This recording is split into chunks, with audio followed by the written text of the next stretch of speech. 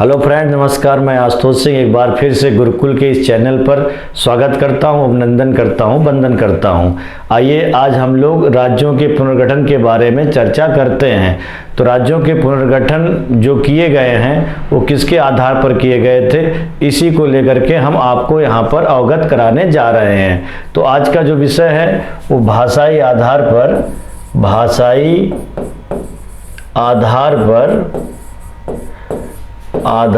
पर राज्यों का पुनर्गठन। तो जब हमारा देश आज़ाद हुआ तो आज़ादी के प्राप्ति के साथ ही देश में राज्यों का पुनर्गठन किस तरीके से किया जाए, इसको लेकर के संविधान सभा के जो तत्कालीन अध्यक्ष थे उनका नाम था डॉक्टर राजेंद्र प्रसाद। तो डॉक्टर राजेंद्र प्रसाद ने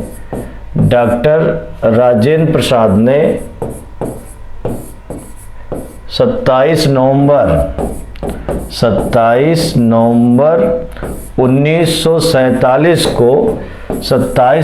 1947 को यश के धर की अध्यक्षता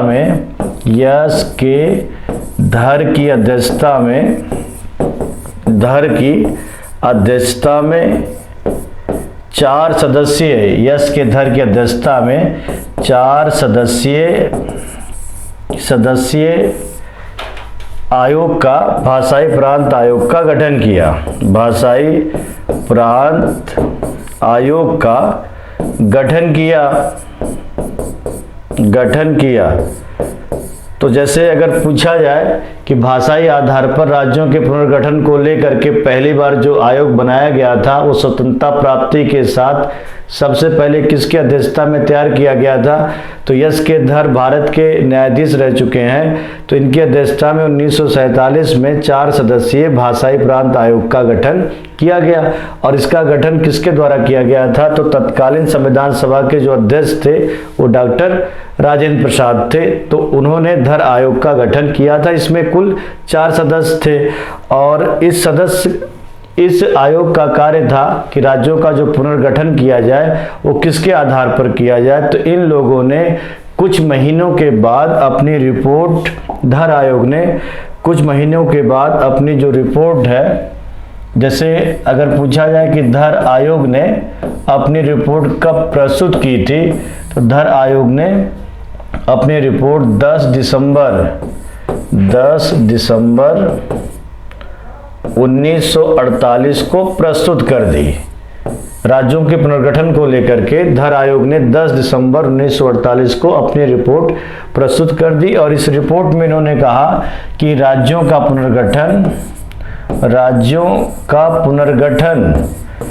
पुनर्गठन भाषा के आधार पर ना होकर, अर्थात भाषा के स्थान पर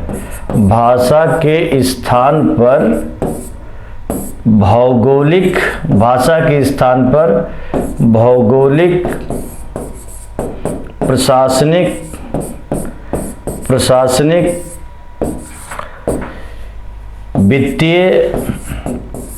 वित्तीय तथा विकास की सुविधा के अनुसार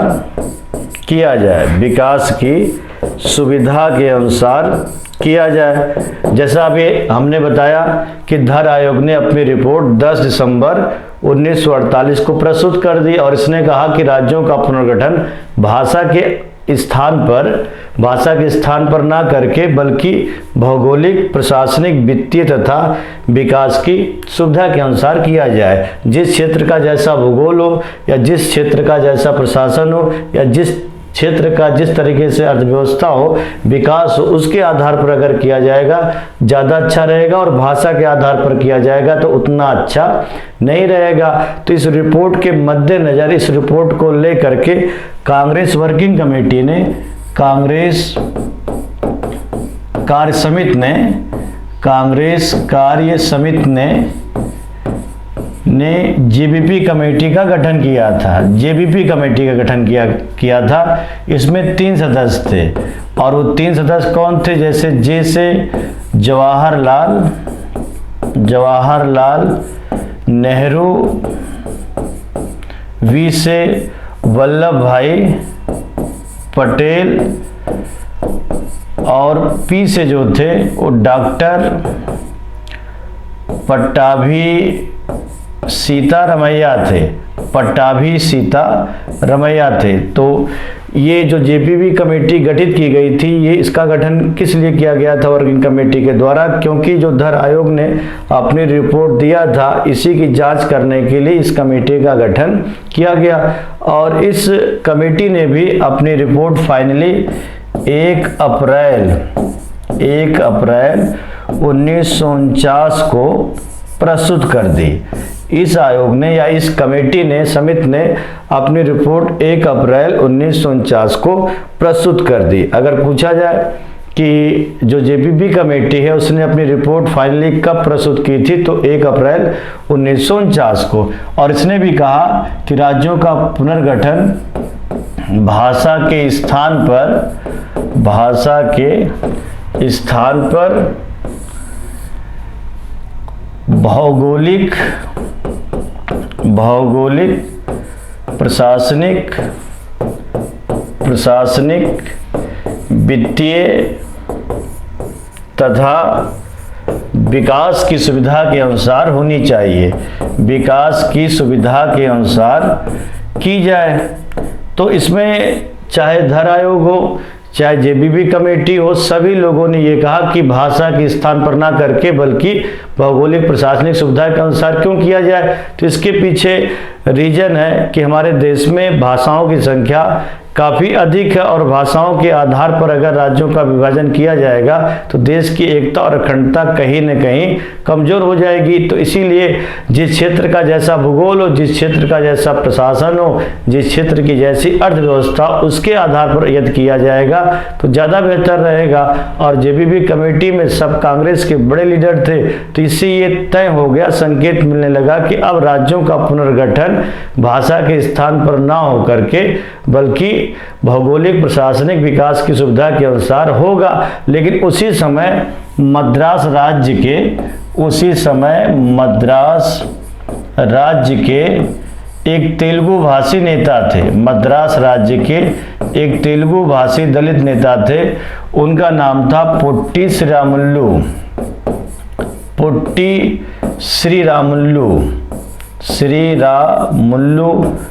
पोट्टी श्रीरामुल्लू ने भाषा के आधार पर गठन करने की सिफारिश की। अर्थात रामुल्लू का मानना था कि भाषा के आधार पर राज्य का पुनर्गठन होगा तो बेहतर होगा, विकास के आधार पर होगा तो उतना बेहतर नहीं होगा। इस बात को लेकर के इन्होंने आमरण अनशन कर दिया, इस बात को लेकर इन्होंने आमरण अनशन कर दिया, मरने तक का अनशन कर दिया। और 56वें दिन 15 दिसंबर, कब? 15 दिसंबर 1952 को, 15 दिसंबर 1952 को पोट्टी श्रीरामुल्लू की डेथ हो गई।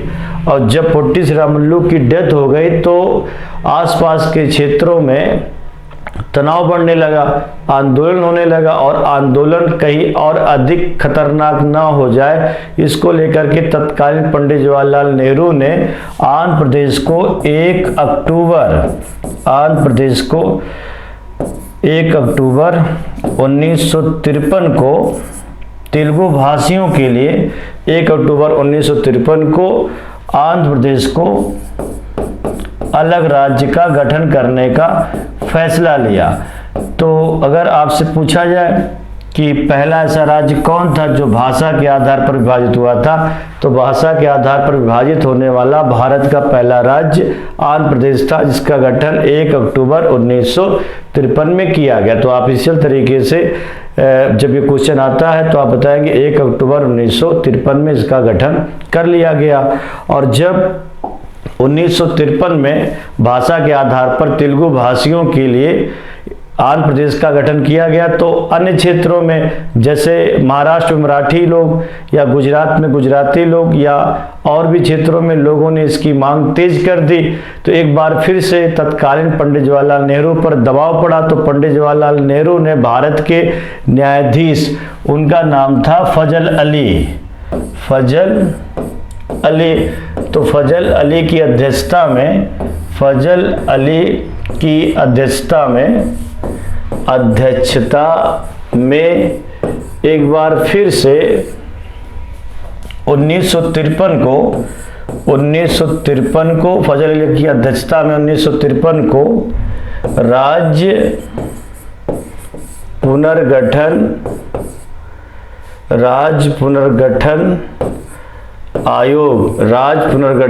आयोग गठित किया गया।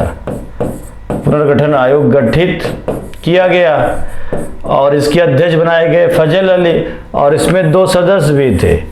कुल टोटल तो 3 थे फजल अली को लेकर, लेकिन जो 2 अन्य सदस्य थे, एक का नाम था हृदयनाथ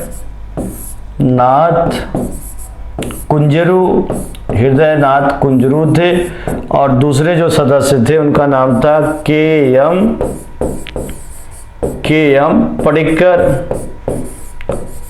पडिक्कर थे। और इस राज्य पुनर्गठन आयोग ने अपनी रिपोर्ट 30 दिसंबर 1955 को केंद्र सरकार को सौंप दिया इस आयोग ने। और इस आयोग का मानना था कि जहां पर परिस्थितियां सामान्य हैं वहां पर विकास की सुविधा भौगोलिक सुविधा के अनुसार किया जाए, और जहां पर परिस्थितियां सामान्य नहीं है वहां पर भाषा के आधार पर किया जाए। और इस आयोग ने कहा कि 16 राज्य का गठन किया जाए और कम से कम 16 नए राज्य तथा 3 संघ राज्य क्षेत्र का गठन किया जाए। तो 3 संघ राज्य क्षेत्र की सिफारिश की, 16 नए राज्यों की सिफारिश इस आयोग के द्वारा किया गया था, और इसने अपनी रिपोर्ट 30 दिसंबर 1955 को प्रस्तुत कर दी।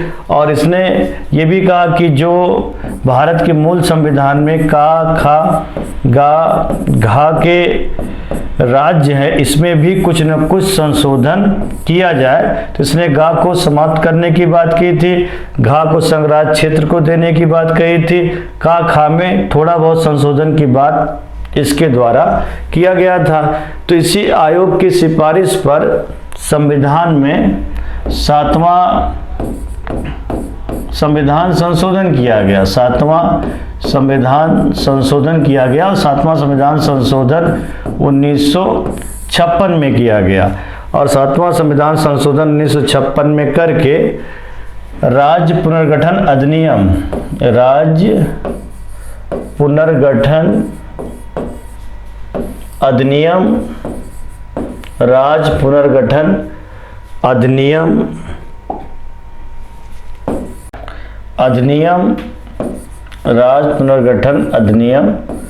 1956 पारित किया गया। और राज्य पुनर्गठन अधिनियम 1956 पारित करके जो भारत के मूल संविधान के राज्य थे, और मूल संविधान में राज्यों को 4 भागों में बांटा गया था, जैसे का हो गया, खा हो गया, गा हो गया और घा हो गया। तो का, खा, गा, घा के राज्यों को समाप्त कर दिया गया, क्योंकि का, खा, गा, घा के अगर राज्य होते तो इसमें भी कई भाग हो जाते, तो आगे टूटने की संभावनाएं बराबर बनी रहती। तो इसलिए इन्होंने 1956 पुनर्गठन अधिनियम के द्वारा एक तरफ राज्य कर दिया और दूसरी तरफ संघ राज्य क्षेत्र कर दिया, और 56 में ही 14 राज्यों का गठन किया गया और 6 संघ राज्य क्षेत्रों का गठन किया गया, मतलब केंद्र शासित प्रदेशों का गठन यहाँ पर किया गया है। और जो 14वां राज्य बना था वो 1956 में जो मान्यता दी गई थी आंध्र प्रदेश को। आंध्र प्रदेश भारत का 14वां राज्य बना।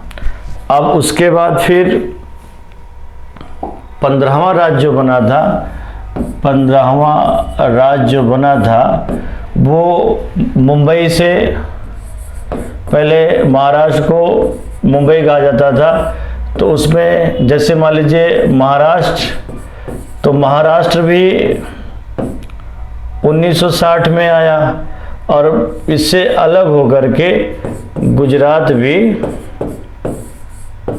1960 में आया। तो ये महाराष्ट्र तो मुंबई का ही हिस्सा है, ये दोनों एक ही है, तो इसलिए इसको मतलब क्रम के रूप में मान्यता नहीं मिली। तो गुजरात जो था ये भारत का 15वां राज्य बना, महाराष्ट्र से अलग होकर या मुंबई से अलग करके ये 15वां राज्य बना। और उसके बाद फिर 1963 में जो नागालैंड था, ये नागालैंड आप बताएंगे 16वां राज्य बना, ये 16वां राज्य बना। और उसके बाद फिर 1966 में हरियाणा,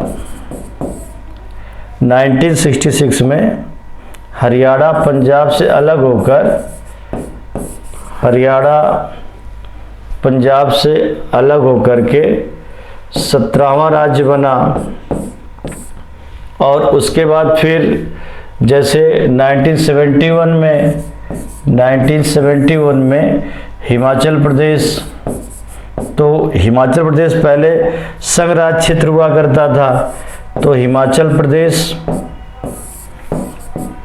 प्रदेश जो था वो 18वां राज्य बना, 18वां राज्य बना।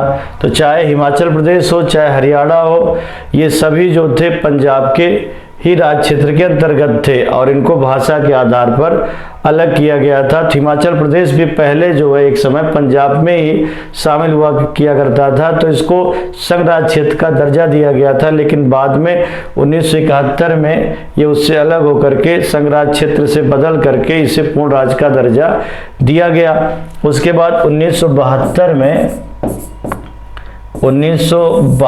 में जैसे मेघालय हो गया, तो मेघालय नेपाल से अलग हुआ और ये जो मेघालय था ये 1972 में 19वां राज्य बना।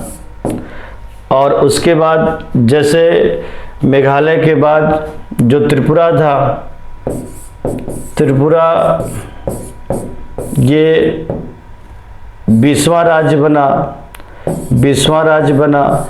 और जो मणिपुर था, मणिपुर ये जो बना था 21वां राज्य। तो कहने का मतलब है कि 1972 में 3 राज्य आए थे, मेघालय, त्रिपुरा और मणिपुर। ये हालांकि जो अलग हुए हैं, ये पहले एक समय था, वो नेपाल में नहीं थे बल्कि ये एक समय था, ये जो थे वो असम के अंतर्गत थे। तो बाद में इनको अलग करके 1972 में 3 राज्य आया, मेघालय 19वां, त्रिपुरा 20वां और मणिपुर 21वां राज्य बना। और उसके बाद फिर 1975 की बात है, तो 1975 में सिक्किम जो था, सिक्किम ये 22वां राज्य बना, 22वां राज्य बना। हालांकि ये पहले सहराज्य हुआ करता था, सहराज्य का इसे दर्जा दिया गया था 34वें अमेंडमेंट में, 34वें संशोधन में। लेकिन एक बार फिर से इसमें 36वां अमेंडमेंट किया गया, 36वां अमेंडमेंट करके 1975 में इसे पूर्ण राज्य का दर्जा दे दिया गया और सिक्किम आपका 22वां राज्य बन गया। तो सिक्किम पूर्ण रूप से जो राज्य आया है वो 22वें राज्य के रूप में आया है। और इसके बाद फिर 1987 की बात है, तो 1987 में 3 राज्य आए थे, 1987 में 3 राज्य आए थे। जैसे नेपाल से अलग होकर के अरुणाचल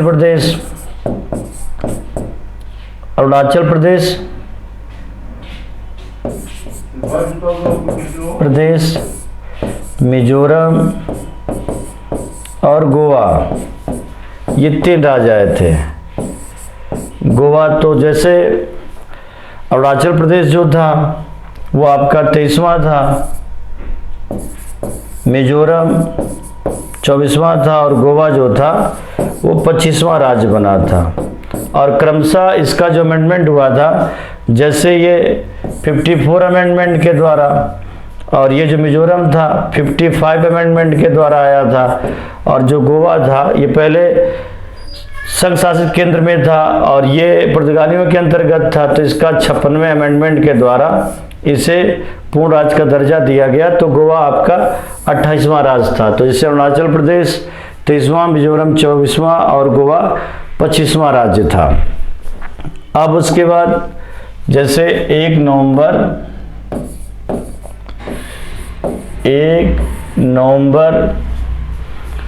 2000 को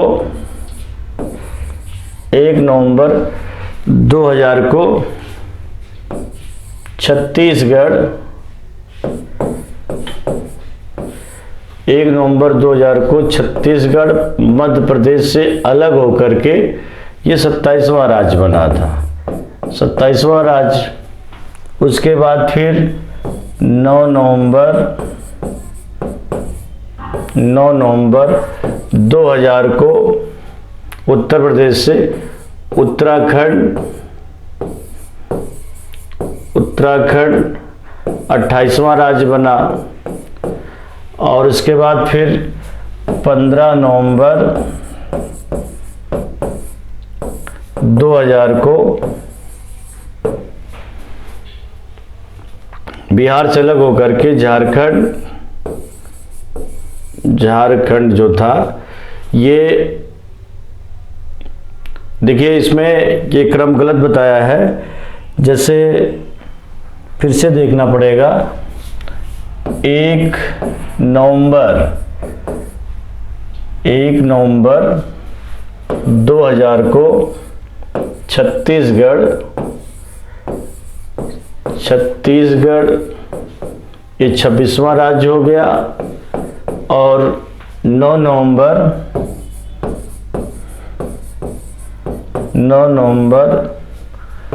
2000 को उत्तर प्रदेश से उत्तराखंड अलग हुआ, ये 27वां राज्य बना, 27वां राज्य।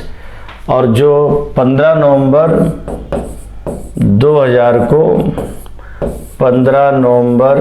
2000 को जो स्थापित किया गया है, वो आप बताएंगे। झारखंड बिहार से अलग हुआ था, तो झारखंड ये 28वां राज्य बना। उसके बाद फिर 2 जून 2014 को तेलंगाना आंध्र प्रदेश से अलग होकर ये 29वां राज्य बना, 29वां राज्य बना। लेकिन आपने सुना होगा कि 31 अक्टूबर 2019 को जम्मू कश्मीर की जो धारा 370 है उसको हटा दिया गया है। तो अब राज्यों की कुल राज्य इस समय जो बचे हैं 29 ना होकर के बल्कि 28 हैं, क्योंकि जम्मू कश्मीर से राज्य का दर्जा छीन लिया गया है। और जो यूनियन टेरिटरी के क्षेत्र हैं, वर्तमान में जो संघ राज्य क्षेत्र है, तो संघ राज्य क्षेत्र जो हो गए हैं वो 8 हो गए हैं, क्योंकि जो दादरा नगर हवेली था उसको 26 जनवरी 2020 को दमन दीव में शामिल किया गया है। तो जो ये नए राज्य का गठन होता है वो संसद आर्टिकल 2 और 3 का प्रयोग करके साधारण बहुमत के आधार पर राज्यों का गठन भी कर देती है, राज्यों के नामों में परिवर्तन भी कर सकती है और राज्यों के का विभाजन भी कर सकती है। तो कभी पूछा जाए कि जो नए राज्यों की स्थापना होती है उसके लिए विशेष बहुमत की जरूरत होती है, तो उसमें विशेष बहुमत की जरूरत नहीं है बल्कि साधारण बहुमत की जरूरत होता है। और इसमें आर्टिकल 368 का प्रयोग नहीं किया जाता है। तो जैसे अभी हमने जो चर्चा किया है कि स्वतंत्रता प्राप्ति के साथ ही लगातार मांग होने लगे थे, तो मांगों को देखते हुए तत्कालीन संविधान सभा के अध्यक्ष डॉक्टर राजेंद्र प्रसाद ने यश के धर की अध्यक्षता में भाषाई प्रांत आयोग का गठन कर दिया था और उसमें कुल 4 सदस्य थे। तो भाषाई प्रांत आयोग जो धर आयोग बना था, तो उसने कहा था कि भाषा के स्थान पर भौगोलिक प्रशासनिक सुविधा के आधार पर उसका गठन किया जाए। तो उस रिपोर्ट को लेकर के कांग्रेस वर्किंग कमेटी ने जेबीपी कमेटी का गठन किया और जेबीपी कमेटी ने भी कहा था कि भाषा के स्थान पर भौगोलिक प्रशासनिक सुविधा के आधार पर ही इसका गठन होना चाहिए। लेकिन पोट्टी श्रीरामुलु ने आमरण अनशन कर दिया और जहां पर 15 दिसंबर 1952 को उनकी डेथ हो गई और फिर उसका जो आनन फानन में पंडित जवाहरलाल नेहरू ने भाषा के आधार पर आंध्र प्रदेश को 1 अक्टूबर 1953 को विभाजित कर दिया था। तो भाषा के आधार पर विभाजित होने वाला पहला जो राज्य था वो आंध्र प्रदेश था। तो मेरे इस चैनल को सब्सक्राइब करिएगा, लाइक करिएगा। थैंक यू, धन्यवाद।